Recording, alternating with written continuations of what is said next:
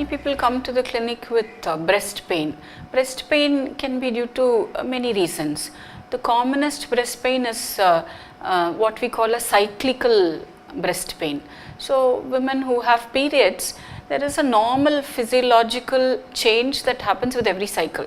So, with every cycle these hormones change, and that is why we get periods.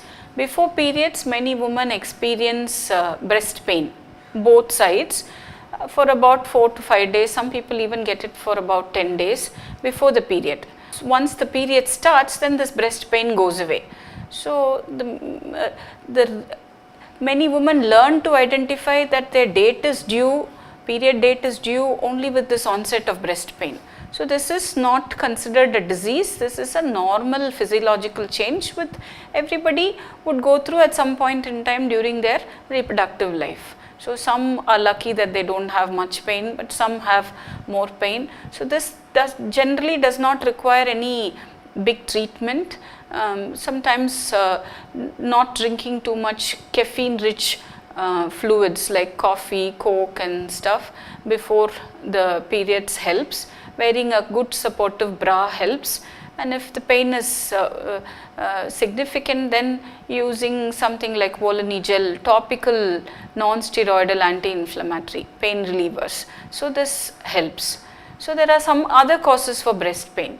So muscle pain is one of, so breast is situated on top of breast muscles. So this muscle can get damaged when you start off some physical activity suddenly, like going to the gym or a sudden yoga activity or sudden physical exercise, spring cleaning at home, or lifting heavy suitcases while traveling. Any of this can potentially damage muscle fibers and this causes pain. So this is usually one-sided. The side that is most affected will be painful, and painkillers will relieve this pain.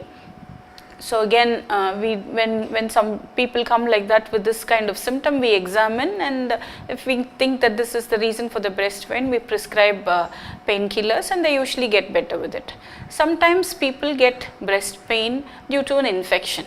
So in people who breastfeed, the infection might be due to the breast duct getting blocked, and the milk collects and germs grow in it and develops pus collection there, which becomes swollen, it becomes red, angry, and pus collects inside and causes pain. So this needs intervention. So we need to actually remove the pus.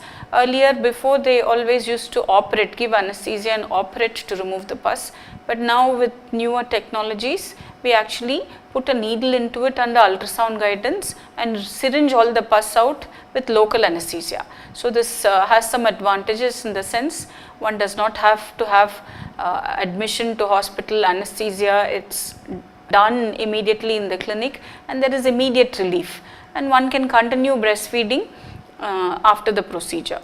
So these are some of the reasons why breast pain occur. In older women, particularly in diabetics, sometimes the ducts that lead up to the nipple can get dilated, fluid can get collected within that, and then they may develop infection, what we call as periductal mastitis. So this also needs to be assessed, and then we treat with appropriate antibiotics and painkillers. So not every breast pain is associated with breast cancer. Most of the time it's due to other causes. So when pain persists or it doesn't go away, it's important to actually consult a doctor and have the appropriate intervention required. So it's, that is most of the time that is what is required.